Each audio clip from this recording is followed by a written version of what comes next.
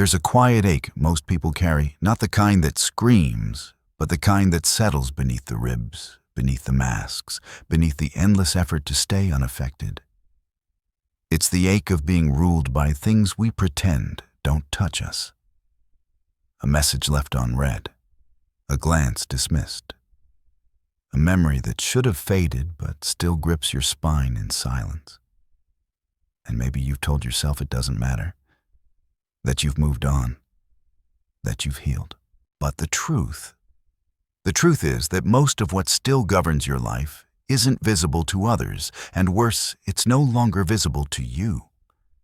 You've adapted to it, bent yourself around it, built entire emotional strategies just to avoid the impact of being hurt again. You say you're fine when you're not. You detach not from strength, but because feeling would tear something open. You avoid confrontation not out of peace, but out of fear of losing whatever fragile balance you've managed to maintain. And here is the real reason why nothing ever changes, because what you call peace is actually paralysis. What you call indifference is avoidance. What you call strength is often just the refusal to feel.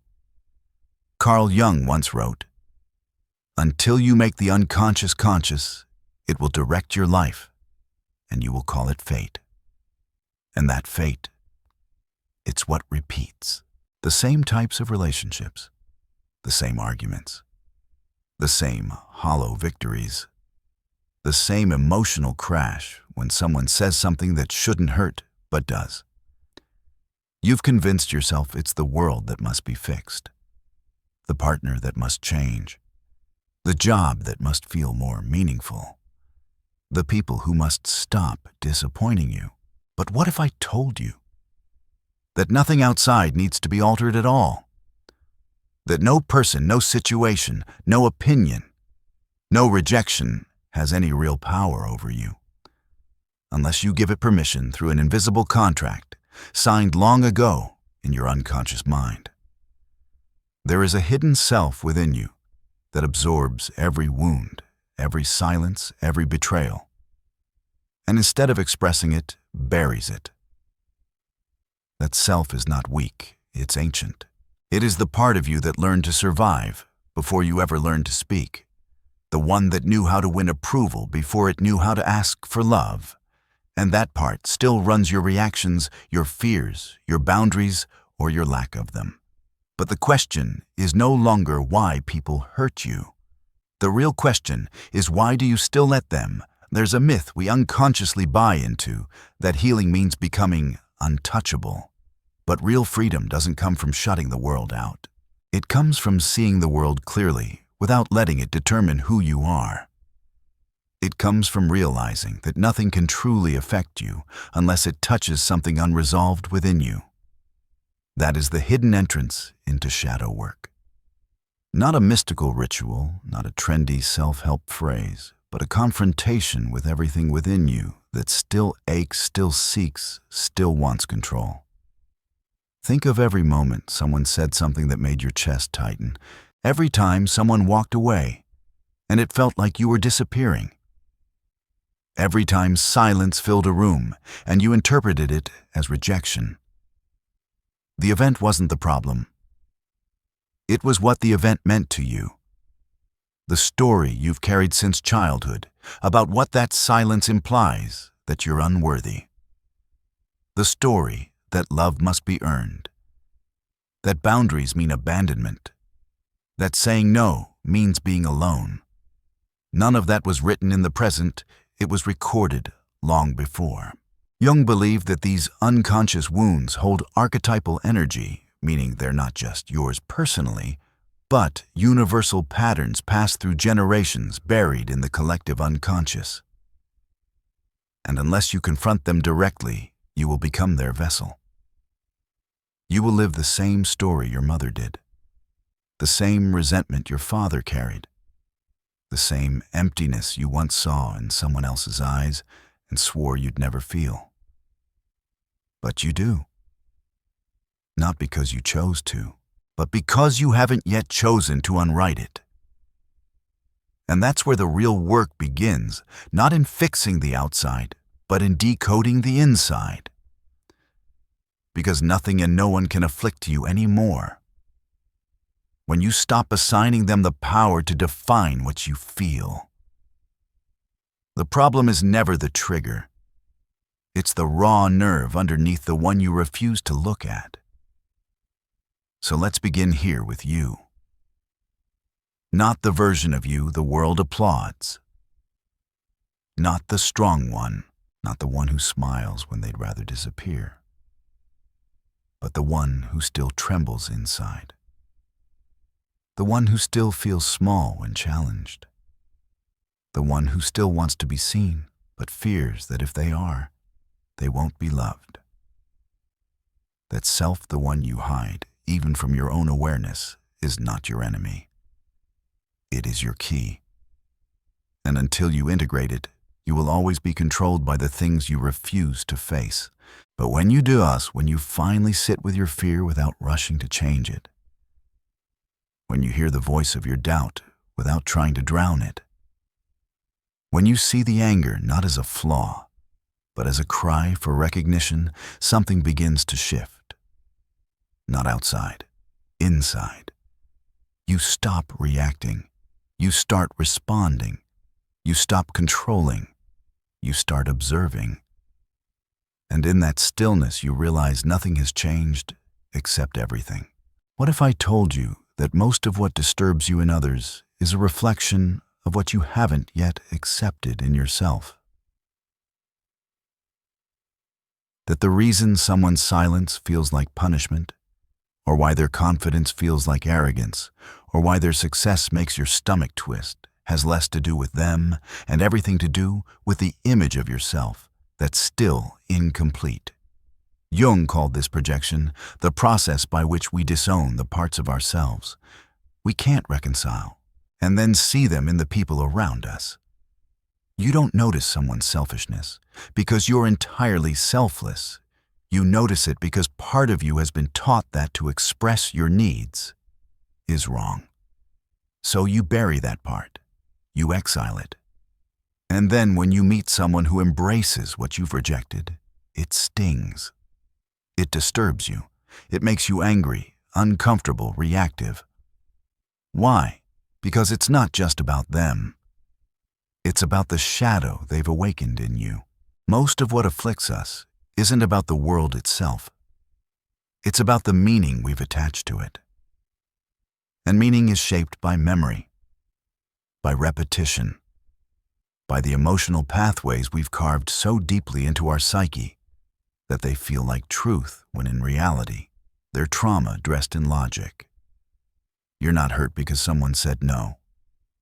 You're hurt because that no echoes every time your needs were dismissed. You're not anxious because someone didn't reply. You're anxious because you've equated silence with abandonment. And it happens in milliseconds. The nervous system floods, the mind spirals, the emotion takes over, and you think they're making me feel this way. But they're not. They only touch the scar. The pain was already yours. The great illusion is that we believe emotional mastery means not feeling, that we must reach a state where we are untouchable. But this only leads to repression, to spiritual bypassing, to people who claim to be above the pain while quietly unraveling in the background. Real mastery is not about suppression. It's about integration. It's about being able to hold your sadness without drowning in it, to witness your anger without becoming it, to walk into fear and still keep walking. You don't overcome emotions by avoiding them. You transcend them by being with them fully until they no longer control you. As Jung once wrote, one does not become enlightened by imagining figures of light, but by making the darkness conscious. That means you cannot change what afflicts you by pretending to be spiritual positive or detached. You change it by being honest about what still hurts and letting it speak. Because every unprocessed emotion is a message, a signal, a request from the psyche that says, please see me, please feel me, please stop locking me away. This is the paradox. The more you resist your emotional wounds, the more power they have over you. But when you turn toward them, not to fix, not to silence, but to understand, something unexplainable happens. You begin to unlearn the fear. You begin to detach from the trigger. You begin to remember who you were before you shaped your identity around what others did to you. That's the real self. Not the version of you that's reactive. Not the one trying to be perfect, pleasing, agreeable, invulnerable. That's the persona, the psychological mask you crafted to survive. But survival is not the same as freedom. Survival is how you made it through the pain. But freedom is how you begin to heal it. And healing begins when you realize you don't have to keep reliving the same emotional scripts just because they feel familiar. Imagine this. You're in a conversation. Someone criticizes you. In the past, this would have pierced through you. You would have felt shame. You would have defended yourself. You would have ruminated for hours afterward asking, why did they say that? But now something's different. You pause. You breathe. You ask, what inside me is still reacting to this? Maybe it's the voice of a parent who always made you feel inadequate. Maybe it's a childhood moment when you learned that your worth depended on performance. And in that moment, something clicks. You stop reacting to them and you start listening to you. You stop outsourcing your emotional state to external events and you begin reclaiming your authorship. That's what Jung meant when he spoke of individuation and the process of becoming whole. Not perfect, not pure, not immune, but whole, integrated, real. You must understand you are not meant to be unaffected by life. You are meant to be anchored in it, to be able to feel fully without losing yourself in the feeling, to see clearly without collapsing under the weight of what you see. This is how nothing and no one afflicts you anymore, not because you've hardened, but because you've awakened. Because you've stepped outside of the emotional cage built from childhood beliefs, cultural conditioning, and silent traumas. Because you've stopped living on autopilot and started living with awareness. And here's where most people turn back. Because this path is not easy. It requires you to let go of the story that you are a victim. It requires you to take radical responsibility for your inner world. It demands that you face your own projections as the things you hate in others, the things you fear being judged for the things you secretly envy. But it is only by facing them that you stop being haunted by them. You stop bleeding on people who didn't cause the wound. You stop reacting to ghosts, and when that happens, when your reactions are no longer dictated by unconscious pain, you begin to feel something new. Not numbness, not detachment, but presence, power, peace. There's a moment in every transformational journey when you stop asking, why did they do this to me? And begin asking, why did I allow it to shape me? That moment is not loud, doesn't arrive with fireworks or applause. It's quiet, unforgiving, holy. It comes in the stillness after another argument, that drained your spirit. In the silence after a text you didn't receive. In the exhaustion that follows yet another performance to earn someone's affection. And in that quiet, you realize you've been trying to build peace through control, through vigilance, through perfection. But control is not peace. It's anxiety in disguise. It's the desperate attempt to prevent pain by managing everything and everyone, except the one place that actually needs your attention within. You've been taught to believe that others are responsible for your emotional state. That if they just respected you more, loved you, better listened more deeply, you would feel whole. But this belief that others must behave a certain way for you to feel at peace is the very source of your suffering. Because people are unpredictable, flawed, chaotic, they will forget, fail, and fall short. And every time they do, you collapse with them. Not because they broke you, but because your emotional foundation was built upon them. That is not love. That is dependency. That is bondage. Jung said it clearly. The world will ask you who you are, and if you do not know, it will tell you. And it will tell you through rejection, through betrayal, through comparison, until you reclaim the right to define yourself. But how do you do that? Not by becoming untouchable, but by becoming responsible, emotionally responsible. Not in the way you've been conditioned to think through guilt or obligation, but through awareness. To be emotionally responsible is to say, I am the source of my inner state. I choose how I interpret, how I respond, how I assign meaning. This is not detachment. This is not apathy. This is sovereignty. And sovereignty means that your inner world is no longer a hostage of the outer one, that you do not hand your peace to others like a gift they never asked to carry. Let me make this tangible. Imagine someone insults you. Their words are cruel, direct. They hit where it hurts. You feel your heart tighten. The reflex is to fight, defend, or collapse into shame. But this time you stop. You ask, what part of me believes this is true? If the answer is none, you walk away not from pride, but from clarity. But if something stings, if some part of you does believe them, that's where the work is. Not in proving them wrong, not in earning their approval, but in healing the part of you that ever agreed. This is how nothing and no one afflicts you anymore, not because you avoid discomfort, but because you understand it. Because you recognize every reaction as a mirror, every emotion as a messenger. And you stop blaming the mirror for what it reflects. Do you see what this means?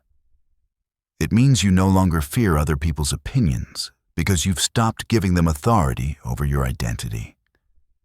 It means you no longer chase love that hurts because you've stopped equating pain with worth. It means that rejection no longer destroys you because you've stopped outsourcing your belonging. This is not a spiritual bypass. This is the most sacred act of self-possession. It is you standing at the center of your life again, reclaiming your right to feel deeply without being controlled by it, to see clearly without being blinded, to love fully without losing yourself in the process. But this path is not linear. Some days you will feel unshakable. Others, you will fall back into the old patterns, the people-pleasing, the rumination, the emotional spirals. Don't mistake this for failure. Healing is not becoming someone else. It is unbecoming everything you're not. And in that process, you will meet every version of yourself you've tried to suppress. The angry one, the needy one, the one who stayed silent when they should have spoken. These parts are not your shame. They are your teachers, your exiled selves.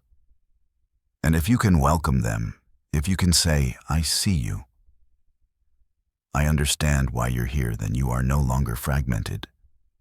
You are whole. This is the Jungian path, not to become perfect, but to become complete. To bring the unconscious into the light. To stop blaming the world for what your soul has not yet integrated. To stop searching for peace outside when it has always been waiting for you inside, beneath the persona, beneath the projections, beneath the pain. True inner freedom is not the absence of discomfort. It is the ability to face discomfort without losing your center. It is the knowing that no matter what happens, you are the one who decides what it means. And meaning, Jung said, is the greatest cure for all suffering.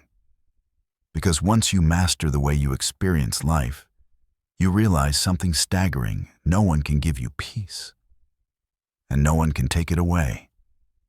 There is a cost to not doing this work, and it is far greater than most people realize. Because the pain you avoid doesn't disappear. It evolves. It spreads into every corner of your life, taking different shapes, emotional numbness that masquerades as strength, burnout that feels like ambition control, that looks like discipline and relationships that quietly repeat your oldest wounds. You think you've moved on, but you haven't not, when your peace still depends on how others treat you.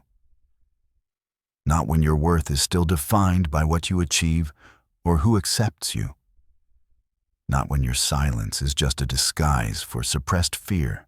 This is the prison we create when we fear looking inward a life that is externally managed but internally chaotic. And the longer you avoid the source, the louder it echoes in every part of your existence. Jung warned us, what you resist not only persists, but will grow in size. The truth is, everything you suppress becomes a force in your life. A force that you will mistake for fate, for personality, for just how life is. But none of that is true. It's not fate, it's unexamined programming. It's not who you are, it's who you became to protect yourself. And protection has its place. But when it becomes your identity, you will live defending a wound rather than healing it. You will keep meeting the same people in different bodies. Keep feeling the same pain in different stories. Keep asking life to stop hurting you while doing nothing to stop reenacting the pain yourself. This is not judgment. It's truth. A truth most people won't face, because facing it means letting go of the illusion that something or someone else is responsible for their suffering. But the moment you do, the moment you stop blaming and start observing, stop reacting and start feeling, stop escaping and start returning to yourself, that's when the real alchemy begins. The trigger becomes a teacher. The fear becomes a compass. The rejection becomes a redirection. The chaos becomes clarity. This is not poetic metaphor, it is psychological reality. Emotional maturity is not something you're born with. It is a decision, a discipline, a devotion to truth over comfort, to self-inquiry over blame, to stillness over reaction. And as you grow in this discipline, a strange shift begins to happen. The things that used to shake you lose their grip. Not because the world got softer, but because you got stronger, deeper, grounded in something the external world cannot touch. Imagine a life where someone's disapproval no longer defines your self-worth, where your partner's mood doesn't hijack your day, where silence no longer equals abandonment and attention is no longer mistaken for love. Imagine facing failure and feeling peace. Facing uncertainty and still breathing. Not because you've numbed yourself, but because you've built something unshakable inside. This is not just emotional resilience. This is psychological liberation. This is what Jung called individuation, and the integration of your inner opposites, the union of your light and shadow, the moment when you no longer live at the mercy of unexamined forces within you. But here's what most people don't tell you. This freedom comes with a loss. A sacred loss.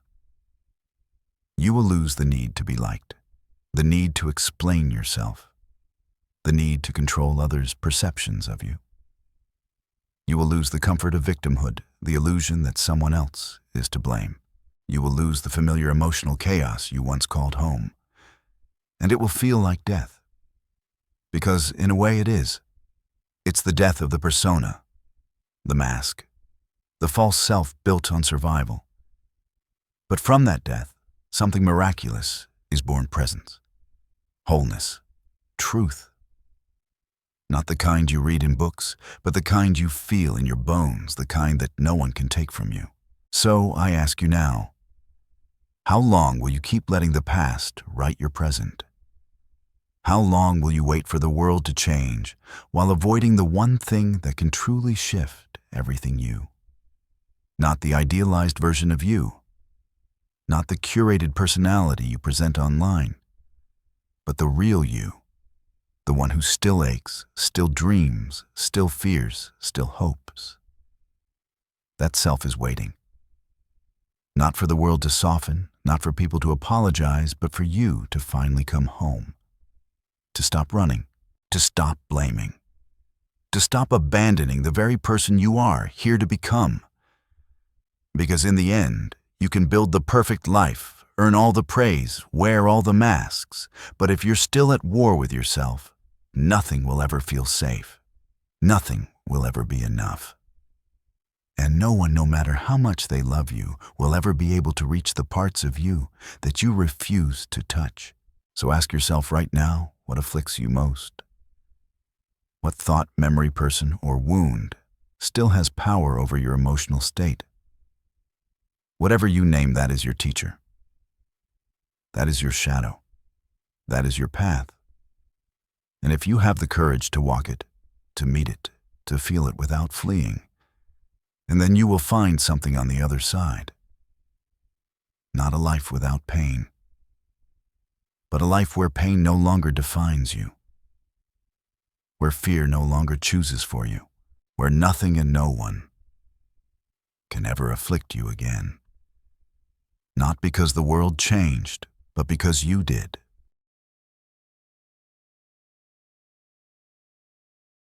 You're not paranoid. Your shadow sees the truth, while your intuition is the unconscious speaking through you. There are moments you felt it, that strange sinking, knowing that something was wrong even when everyone said it wasn't. A glance that lingered too long. A silence that didn't sit right. A laugh that felt sharp, not soft. And when you brought it up, they told you were overreacting. Too sensitive. Paranoid. But the unease remained. It always does. Because it didn't come from the surface of your mind. It came from deeper, from the part of you that sees through things. Not with logic, but with instinct. Not with facts, but with pattern. And most of all, from the part of you you've been taught to mistrust your shadow. That inner voice you learned to doubt, the whisper of intuition that doesn't follow reason, but rarely lies. And yet you keep silencing it. Because somewhere along the way, you were conditioned to believe that truth must be proven. That feelings must be justified. That if no one else sees the danger, it must not be real. But Carl Jung saw this differently. He understood that what we call intuition is often the language of the unconscious. A language that speaks not in words, but in signals, sensations, dreams, discomfort. And if you don't listen, those signals become symptoms, anxiety, fatigue, emotional burnout, chronic distrust of yourself. Not because your mind is broken, but because your psyche is trying to tell you something you've refused to hear. This is the hidden cost of not trusting your inner sense. You become blind to the reality your unconscious already sees. You keep walking into rooms that drain you, relationships that erode you, environments that betray you, and every time your mind says, "I didn't know." But your body did. Your nervous system did. The tightening in your chest, the restlessness in your thoughts, the sudden drop in energy when certain people enter the room, that is not paranoia. That is perception, and it is ancient. Jung believed that the unconscious is not just a personal repository of repressed material, but a collective intelligence that transcends logic. It stores every pattern you've ever encountered, every betrayal you've endured, every danger your ancestors had to survive. And it doesn't forget. It watches. It records. And when it senses a familiar pattern, it speaks through intuition. But you've been taught to ignore this. Because modern life worships logic and dismisses instinct. It demands evidence, not energy. It trusts appearances, not patterns. And so you've learned to silence the one part of you that never lied, the part that sensed something before your mind could explain it. This is why people stay in situations that harm them. It's not because they don't feel the truth, it's because they've learned to distrust it, to rationalize discomfort, to give others the benefit of the doubt while never offering the same grace to themselves. You remember every time you said, "I knew something was off," after it was too late. Every time you ignored your gut, only to find out your fear had a name. And still you ask yourself, am I just imagining this? But here's the deeper truth. What you call paranoia may actually be your shadow, or the part of you that holds all the knowledge you weren't allowed to feel. It knows the difference between presence and performance, between safety and silence, between connection and control. And when it speaks, it doesn't explain. It doesn't debate. It simply reveals, usually through discomfort, the kind you can't quite name but can't ignore either. But you do ignore it. You've been conditioned to. Because intuitive people are often made to feel unstable. Their truth is subtle, not statistical. Their evidence is energetic. And in a world that demands certainty, there's no room for what cannot be measured. And so you doubt what you feel. You second-guess what you sense. You call it anxiety. But sometimes it's not. Sometimes it's a quiet, accurate signal from the unconscious telling you something isn't right here. And the more you ignore it, the more power you give away. The more you contort yourself to make others comfortable while abandoning the part of you that already sees. Jung taught that the shadow is not just a container of your flaws, it is also the seat of your unclaimed intelligence. Your hidden instincts, your emotional radar.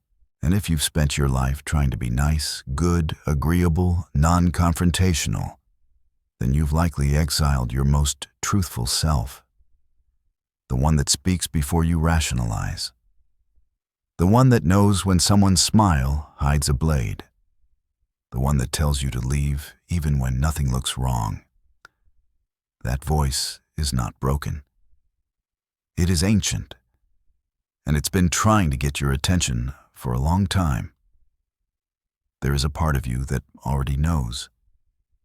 Not in words, not in arguments, but in sensation and the subtle tightening of your body, when something's off in the way your energy drains, when someone speaks to you with a smile that doesn't reach their eyes.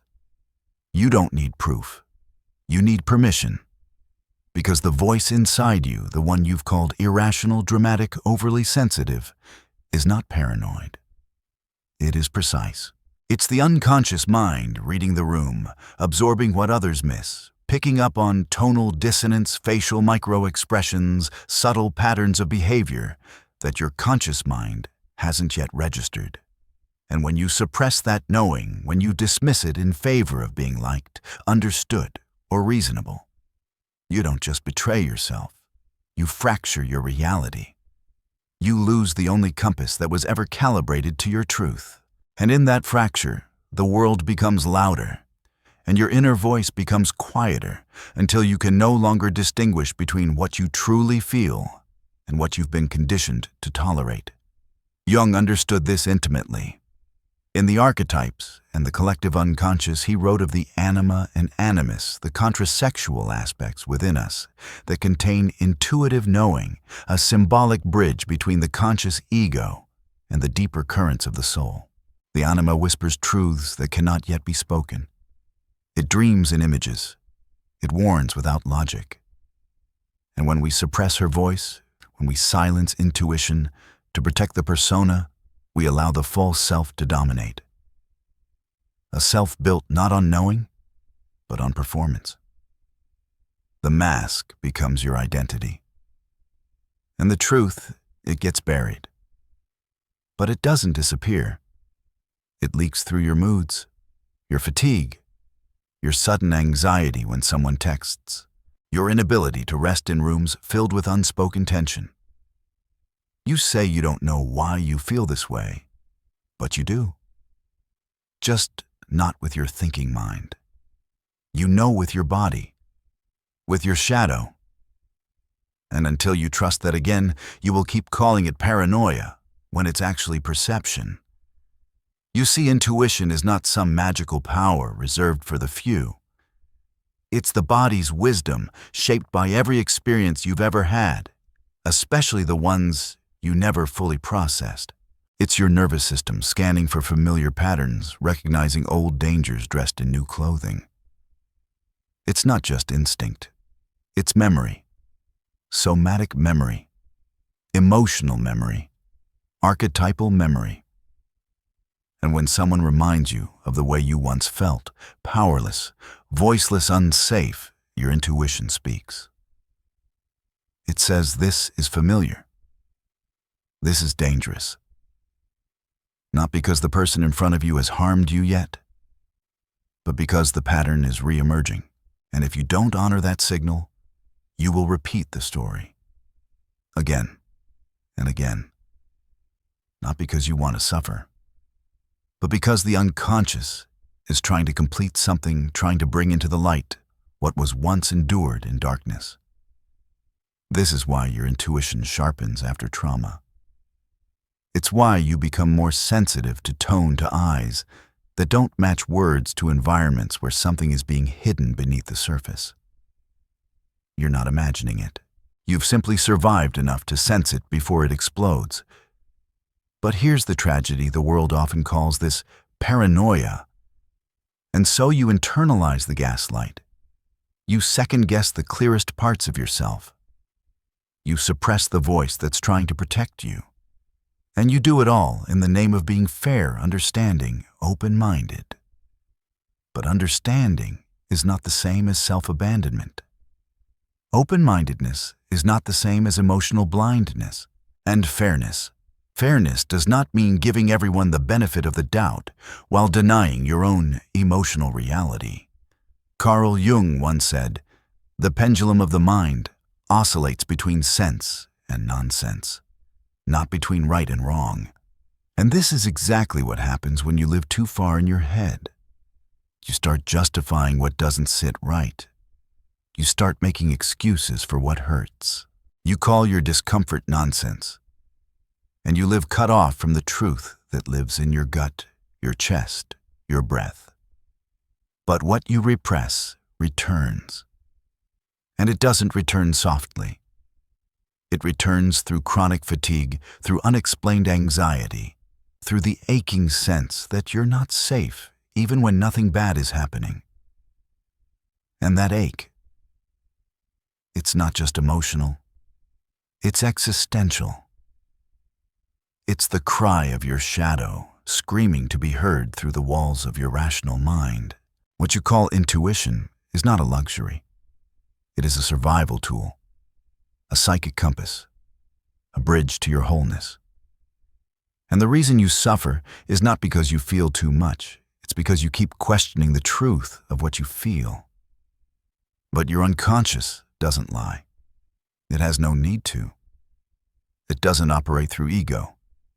It operates through depth, through symbols, sensations, and silence. It reveals more in one moment of instinct than 100 hours of overthinking ever could. And when it speaks, you'd better listen. Because the cost of ignoring it is repeating the lesson it's trying to teach. By the time your mind begins to reason, your body has already decided. You feel it in your stomach tightening when someone lies, in the way your breath shortens when a boundary is about to be crossed, in the sudden drop in your energy after spending time with someone who claims to love you. These are not coincidences. These are not overreactions. They are warnings from the unconscious, the place where your shadow keeps its records.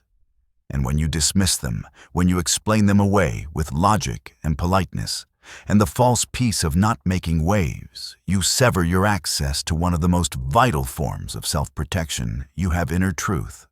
Jung taught that the unconscious speaks in symbols, dreams, slips of the tongue, physical sensations, projections. It never shouts.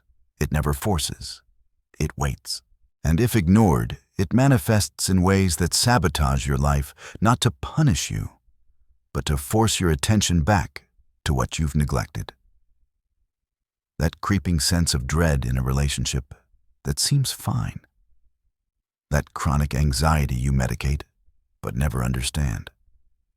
That dream you keep having where something's chasing you, and no matter how fast you run, you can't escape. These are not flaws in your psychology. They are the language of your deeper self, trying to tell you you've gone too far from what's real. And here is the paradox. The more rational you try to be, the more lost you feel. Because reason is built on what is known, and the unconscious operates through what is unknown. When your conscious mind tells you they're a good person, they haven't done anything wrong, but your body recoils when they speak, which do you trust? When your intuition whispers, this place isn't safe, but your logic argues, nothing has happened yet, which do you follow?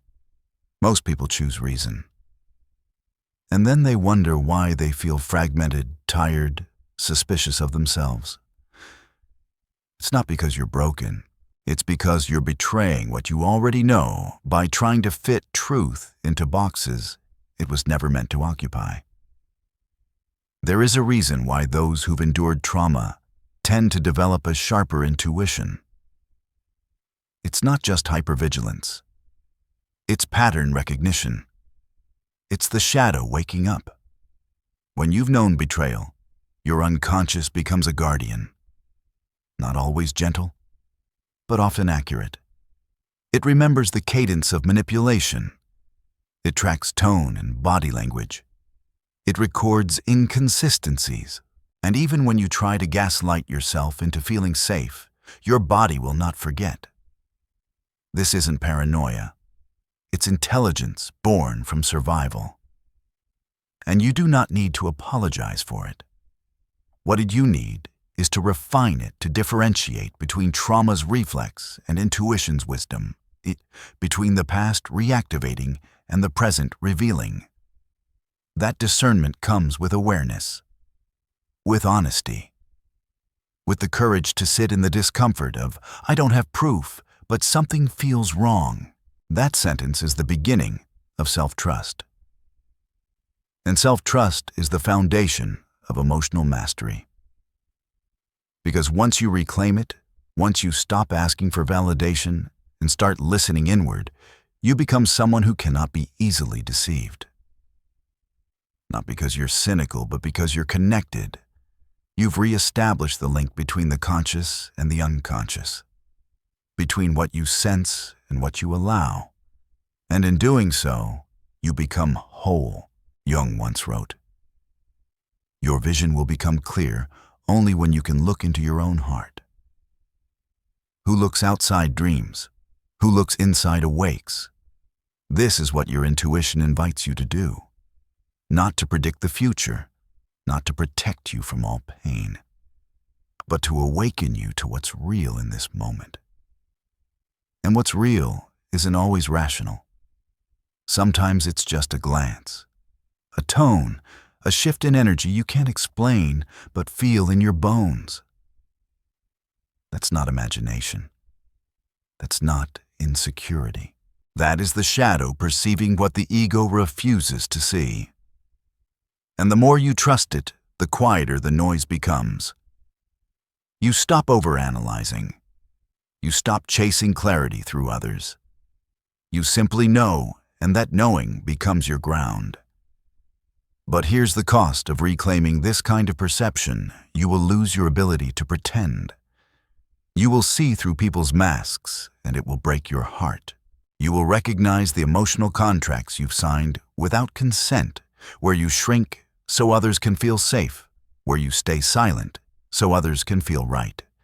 And the moment you stop honoring those contracts, people will call you difficult, cold, detached. But what they're really saying is, I can't manipulate you anymore. And that is the price of wholeness. You lose comfort. You lose false belonging. But you gain something far more sacred, the ability to stand in your truth, even when no one else sees it yet. Most people never learn to trust themselves, not because they don't have intuition, but because they were taught to doubt it before they ever understood what it was. Childhood rewards obedience, not awareness. Society teaches conformity, not discernment. Religion moralizes fear. Education praises memory, not perception. So you grew up looking outside for truth, for safety, for answers. You asked others what you should feel, what you should believe, what was right. And every time you did, your inner voice dimmed a little more, until the only thing you were certain of was uncertainty. But what if the truth has been with you all along, not in your thoughts, but beneath them? What if the part of you you've been calling anxious is actually the part that has been most awake? The one that saw the betrayal coming. The one that noticed the subtle shift in tone before anyone raised their voice. The one that felt the growing distance in someone's silence long before they left. That is not a weakness. It is not a glitch. It is the gift of integration. Jung understood that true awareness comes when the unconscious becomes conscious, when you no longer filter your life only through what makes sense, but through what resonates. Through what your whole being responds to, not just your intellect. This is why people who begin shadow work often feel alienated. They can no longer pretend. They start to feel the undercurrents beneath conversations. They sense the unresolved grief behind a smile. They detect the need for control in people who appear selfless. And once you begin to see these things, you can't unsee them. You can't keep laughing at what isn't funny. You can't keep giving your energy to those who drain it. You can't keep walking into rooms that ask you to leave your soul outside. You're not paranoid. You're finally perceptive. You're not broken. You've just stopped numbing yourself with illusions. And the world will resist this because you will no longer play the game. You'll notice how people weaponize your empathy, how they test your boundaries with jokes, how they dismiss your concerns because your clarity threatens their performance, and you'll feel the pressure to go back to the version of you that didn't speak up, that questioned herself, that swallowed discomfort so others wouldn't have to face their own shadows. But you can't go back. You've seen too much. You've felt too deeply. And now the only way forward is through radical honesty. Through trusting what you know without needing to explain it to people who have no intention of understanding. This is the soul's rebellion. Not loud, not cruel, but immovable. You stop over-explaining. You stop apologizing for your boundaries. You stop convincing people of what your body already knows. Because the moment you need someone else to validate what you feel, you've already given your power away. And this is how you lose yourself, slowly, subtly, every time you ignore that inner whisper that says, this doesn't feel right. And the longer you do it, the harder it becomes to recognize yourself. You wonder why you feel exhausted after being around certain people, why you can't relax in your own skin, why your dreams feel more honest than your days. It's not your fault. You were taught to betray yourself for belonging. But now you know.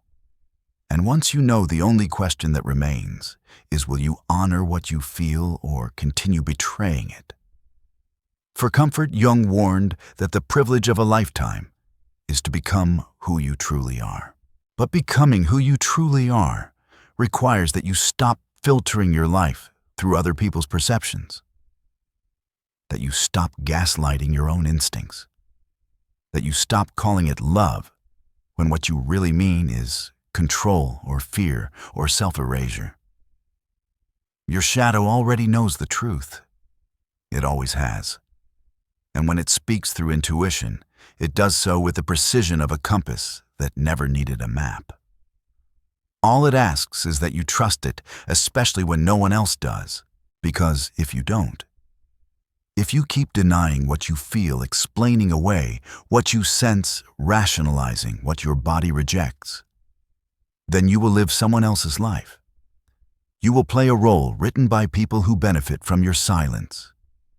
You will keep trying to earn peace by abandoning yourself. And eventually, you will forget what truth even feels like. That is what is lost when you don't listen. But when you do, when you turn inward and choose to trust the unprovable, the subtle, the silent, you begin to awaken, not to a world that is safe or fair or easy, but to one that is real. And in that reality, you are no longer manipulated by appearances. You are no longer enslaved by doubt. You are no longer at war with yourself. You are sovereign, rooted, clear, and finally free. The truth about why you still react. Shadow triggers emotional loops and the key to liberation. There's a moment you can't explain. A comment, a glance, a silence, and suddenly your chest tightens, your stomach turns, and a surge of emotion floods your body before your mind can make sense of it. You don't know why you're angry, or why you're afraid, or why you feel like running, or attacking, or shutting down. It feels irrational. But it's not. It's ancient. And it's not coming from the part of you. You know, it's coming from the part you've tried to forget. The part you buried so long ago, you mistake it for instinct. But what if it's not instinct? What if it's a loop, a shadow echo, a program disguised as personality? People think triggers are flaws, that they're signs of weakness. But they're actually evidence. Evidence that something in you is still alive. Something wounded. Something exiled. A fragment of psyche that never grew up because it never got the chance. Carl Jung said, "Until you make the unconscious conscious, it will direct your life, and you will call it fate." Most people are living inside emotional loops passed down through generations, reinforced by trauma, and wrapped in stories they never wrote. The same argument, the same jealousy, the same panic control withdrawal shame, repeating not because you choose it, but because it's been chosen for you by a mind that split itself to survive. You weren't born reactive. You were made reactive in an environment that taught you to fear, vulnerability, mistrust, love, and reject parts of yourself just to be accepted. When you were punished for being too much or too sensitive, when you were ignored for needing comfort or connection, you learned how to perform. You learned the mask. But the emotions didn't disappear. They went underground. They became what Jung called the shadow, the collection of rejected feelings, forbidden desires, and disowned truths that live beneath the surface of your identity. And every time life touches that buried place, you react. Not to the moment, but to the memory that moment reawakens. This is why you still lash out when you feel misunderstood. Why you shut down when someone gets too close. Why you over-explain yourself when you sense disapproval. These aren't reactions to reality. They're reactions to ghosts. Ghosts of moments where you felt powerless, unseen, unloved. Moments you never processed, only survived. And when survival becomes identity, your nervous system treats every discomfort as danger, every conflict as a threat, every loss of control as a return to abandonment.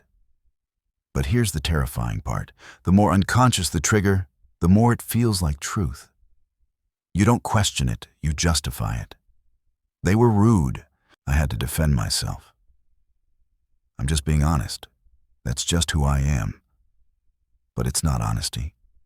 It's reenactment. It's the same emotional wound dressed in a new situation. Different names, different places, same reaction. This is the emotional loop of feedback cycle, where your shadow seeks out what it hasn't healed. Not because it wants to suffer, but because it's still hoping desperately for resolution, for integration, for liberation. And yet, most people don't recognize this. They fight the trigger, or blame the world, or numb themselves to the emotional spike. But the spike is not the enemy. It's the message. It's your soul trying to speak through the only language it still has access to: sensation, discomfort, overreaction. A shadow trigger is not a flaw in your personality. It's a flare from the unconscious, a signal that something inside you was never seen, never heard, never loved, and is now demanding to be. But here's the catch: as long as you see your reactions as justified, you'll never question them. And if you never question them, you'll never realize they're not you. They're not your truth. They're your trauma. They're the child inside you, still trying to explain their pain.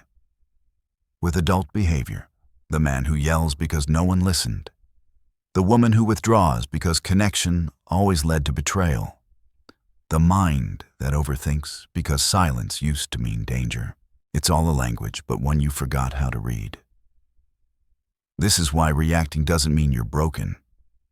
It means you're unconscious of the part of you that is. And that unconsciousness is exactly where the work begins.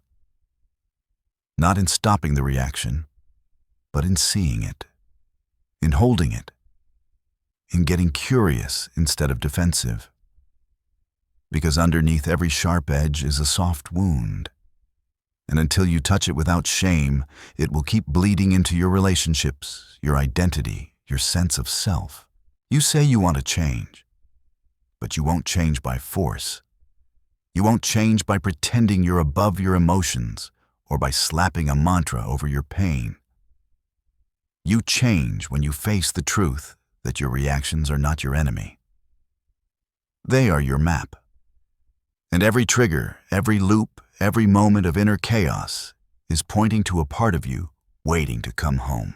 What if I told you that most of your emotional life is a ritual? That long after the original wound has scarred over, you're still performing its pain like a ceremony? Not because you want to, but because it's familiar. Familiarity is the most seductive prison. You return to the loop not because it feels good, but because it feels known. The mind would rather suffer predictably than heal into the unknown. This is the silent tyranny of the emotional loop. It convinces you that safety lives in repetition. That if you just get it right this time, if you just fix the outside, you'll stop feeling the inside. But you don't. Because the pattern is not about them. It's not about the partner who abandoned you, or the friend who betrayed you, or the parent who failed you. It's about the structure inside you that still believes that trauma is reality. That rejection is proof of unworthiness, that love will always come with loss. So you don't trust peace. You don't recognize it. You call it boring, suspicious, unrealistic. Because your nervous system is tuned not to love, but to loss. And anything that doesn't match your original blueprint of pain feels dangerous. This is how shadow loops work. You unconsciously recreate the original emotional landscape of your childhood or trauma, not to suffer, but to gain mastery over what once overpowered you. You pick the partner who reminds you of the parent who never saw you.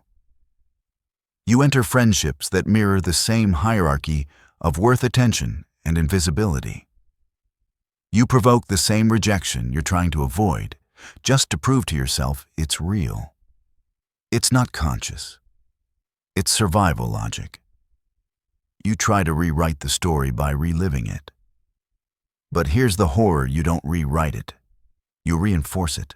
Every time you react the same way, say the same thing, spiral into the same narrative, You deepen the neural trench in your psyche. You become less a conscious individual and more a ghost trapped in a ritual, a living memory. This is what Jung meant by possession, when a part of the unconscious takes over the ego and enacts itself through you. You're not choosing. You're being chosen by the unresolved. And the loop feels like fate. Like this is just how life is. Like no matter what you do, you end up in the same pain. But it's not fate. It's fixation. And fixation can be broken not by trying harder, but by becoming radically honest with yourself. Why do you really keep reacting? What is the reaction protecting you from feeling? What unbearable truth is it shielding you from? Often it's something so simple it hurts to admit I wasn't enough for someone I needed. I was made to feel shame for existing. My needs were inconvenient, so I learned to silence them. These are the truths your reactions are screaming underneath their chaos. This is what the loop is looping around. The truth is, emotions that aren't fully felt will find a way to repeat. And reactions are the psyche's attempt to finally be witnessed. But witnessing requires presence, and presence requires courage. Not the courage to be tough, the courage to feel, to not look away when the old fear rises, to stay with the shame instead of deflecting it, to meet the anger without becoming it. That's the beginning of liberation. Not changing the emotion, but no longer abandoning yourself when it comes. And yet this kind of presence is almost impossible when your identity is fused with your reaction. Most people don't say, I feel angry. They say, I am angry. The emotion becomes who they are, and they defend it. This is where the loop fortifies itself, when ego clings to pain as proof of self. But you are not your pain. You are the awareness that feels it, the observer who can choose something new. And the moment you remember, that the loop weakens, because the loop depends on you forgetting who you are. Nietzsche once said, "He who fights with monsters should look to it that he himself does not become a monster." That includes the monsters inside. When you fight your reactions with resistance, you become reactive to your own reactivity. Another loop, another layer of shame. The only way out is through. Not control, not suppression, but deep, sustained attention. You don't need to destroy the part of you that reacts. You need to understand it. You need to trace the thread of that trigger back to its origin. The first time you felt this way. The first time it wasn't safe to feel it. You'll likely find a child there. A moment. A rupture so subtle it didn't register as trauma, but it changed everything. Maybe it was the look in your father's eyes when you cried. Maybe it was the silence after you spoke your truth. Maybe it was the smile you forced when you were in pain because no one was going to hold it. Whatever it was, that's the point where your emotional life became a loop. And now, as an adult, you're trying to solve it in reverse, through lovers, arguments, addictions, busyness, spiritual bypassing. But nothing works because the answer was never external. The answer is in the wound, in the stillness beneath the story, in the courage to sit with what hurts without needing to react, justify, or escape. This is not a comfortable truth, but it is a freeing one. You're not crazy. You're not broken. You are simply haunted by unprocessed emotion. And liberation begins not when the pain stops, but when you stop running from it. You've tried everything. The journaling, the self-talk, the logic. You've read the books and memorized the affirmations. And yet, when it happens, you still react. You still freeze in conflict. You still explode when you feel judged. You still chase validation, then resent the person who gives it. Why? Because you've been trying to heal your nervous system with your intellect. You've been talking to a wound that doesn't understand words. That wound lives in the body, in your breath, in your tone, in the subtle collapse of your posture when someone doesn't love you the way you need. And it keeps reacting because it hasn't been met where it lives below the surface. The unconscious does not speak in sentences. It speaks in symbols, in flashes, in felt experience. You cannot think your way out of a trauma that wasn't created by thought. You have to feel your way through it, not to stay in it forever, but to finally let it pass through you. That is the purpose of the reaction. Not to punish, not to shame, but to show you what is still stuck. The reaction is not your enemy. It is your initiation. Carl Jung once wrote, "Emotion is the chief source of becoming conscious. There can be no transforming of darkness into light and of apathy into movement without emotion." The very thing you've been avoiding, the emotion behind the trigger, is the doorway into deeper awareness. Every time you feel that flash of anger, that panic, that grief, it's not regression. It's invitation. Your psyche is saying, "Feel me, face me, free me." And yet we resist. We shame ourselves for not being more healed. We wear our reactions like stains instead of seeing them as signals. But what if you paused not to control, but to listen? What would you hear beneath the reaction? Often it's a simple, devastating truth. I'm afraid no one will ever truly see me. I don't believe I deserve peace. If I stop reacting, I might realize I don't know who I am without the pain. These truths are unbearable only when they're hidden. When you bring them into awareness, they lose their grip. The spell breaks, and the reaction loses its momentum, not because you fought it, but because you understood it. This is the real work, the soul work, shadow integration. Not becoming a better version of your persona, but meeting the parts you thought disqualified you from love.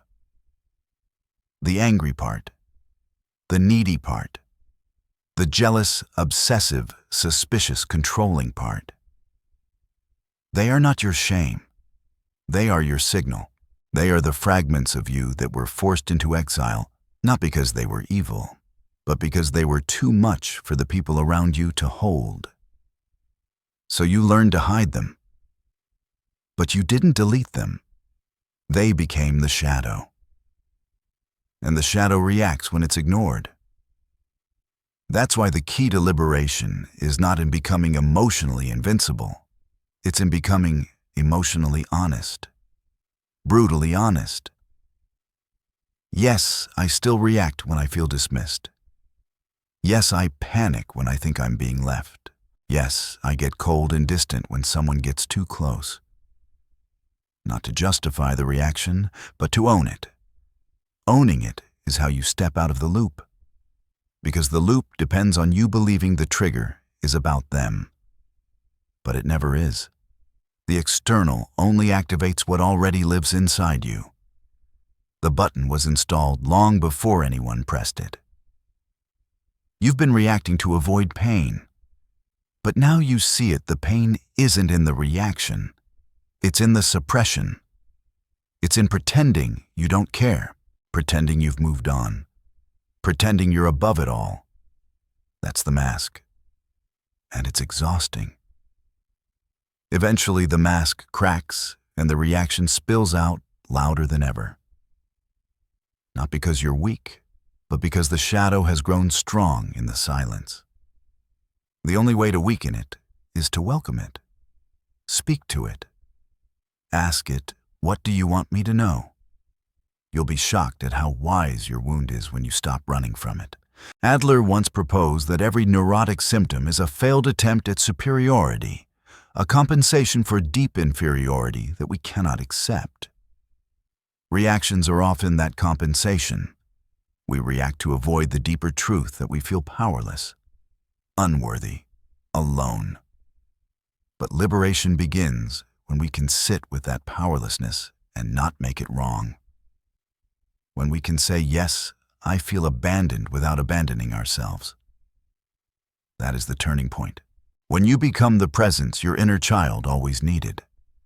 When you stop outsourcing your emotional safety to the world and reclaim it from within. This isn't spiritual theory, it's emotional alchemy.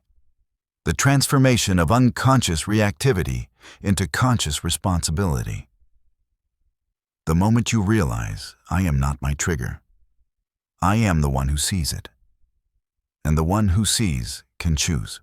There comes a moment quiet, unfamiliar, and terrifying when you feel the rise of a trigger and you do nothing. You don't lash out. You don't defend. You don't withdraw. You feel it burn inside you like a small fire. But you stay. You don't run from it. You don't explain it away. You feel it. Fully. This is not weakness. This is the threshold of transformation. The moment the loop begins to unravel not through force, but through presence. And in that stillness, you realize something staggering. You are no longer the child who was powerless. You are the adult who can choose. But choice only becomes possible when you've seen the full anatomy of your reaction. When you know it's not random, it's not sudden, it's patterned, layered, meaningful. Every trigger is a constellation of unmet needs, forgotten memories, and distorted beliefs wrapped in instinct. And the loop doesn't just replay pain, it protects you from the grief of what you never received. That's the grief no one wants to face. Not the grief of loss, but the grief of absence. The things you never had. The safety that never came. The love that never stayed. The mirror that never reflected your truth back to you. Until you mourn that absence, your psyche will keep reenacting the original wound, trying to force reality to give you what childhood never did. And it won't. Because the healing doesn't come from fixing the past. It comes from facing it. From allowing the ache to rise unfiltered. From letting the sob escape your throat after years of suppression. From crumbling in your own arms and not making that collapse wrong. This is the liberation no one talks about. Not the glamorous kind, the sacred kind. The kind that looks like surrender, looks like weakness, but is actually the soul rebuilding itself from truth. And from that place, a new kind of power emerges. Quiet, steady, uncompromising. Not the power to control others or suppress your emotions, but the power to meet them. To sit in the storm and say, I see you. I know where you come from, but you no longer control me. That is integration. When the shadow no longer needs to scream because it's finally being heard. When your reaction no longer needs to hijack your life because the part of you that was frozen in the past has finally been brought into the present. This is not a one-time event. It's a practice, a path. And it's brutal. You'll relapse, you'll react again. But every time you meet the reaction with awareness instead of shame, you're breaking the loop. Every time you stay conscious in a moment where you used to disappear, you're rewriting the nervous system. This is not instant gratification. This is soul work. And it doesn't reward the superficial. It rewards the honest, the relentless, the ones who are willing to feel what others avoid, to face what most deny, to stop looking for the world to understand you and start understanding yourself. Schopenhauer once said, "A man can do what he wills, but he cannot will what he wills." In other words, we are free only when we know what compels us. And until we face the unconscious, until we trace our reactions back to their origin, we are not acting. We are being acted upon. The loop wears our face. It speaks in our voice. and we wonder why we feel like strangers to ourselves. But once you truly see it, you can't go back. You may still feel the trigger, but you're no longer possessed by it. You pause, you breathe, you choose. And that choice, small, subtle, private, is the axis of liberation, not because it ends the pain, but because it returns your agency. Because in that moment, you become the one your shadow has always been waiting for. Not to fight it, not to fix it, but to father it, mother it, to reparent the orphaned parts of your soul with presence, acceptance, and fierce compassion. You stop outsourcing your healing to others and become the container your wounds can finally rest in. If you ignore this truth, the loop continues. Maybe forever. The same fights, the same shame, the same emptiness. You'll keep reacting, then apologizing. Keep running, then wondering why you're exhausted. Keep seeking, but never finding. And it won't be life's fault. It won't be fate. It will be your refusal to descend into the part of you that's still afraid, still grieving, still waiting. But if you do face it, if you walk straight into the belly of your emotional darkness and do not flinch, you will find something extraordinary. Not perfection, not bliss, but wholeness. Real grounded wholeness. The kind that doesn't need to react to everything. The kind that can feel pain without making it personal. The kind that responds not from fear, but from clarity. And that is the moment you stop being a prisoner of your past and become the author of your inner life.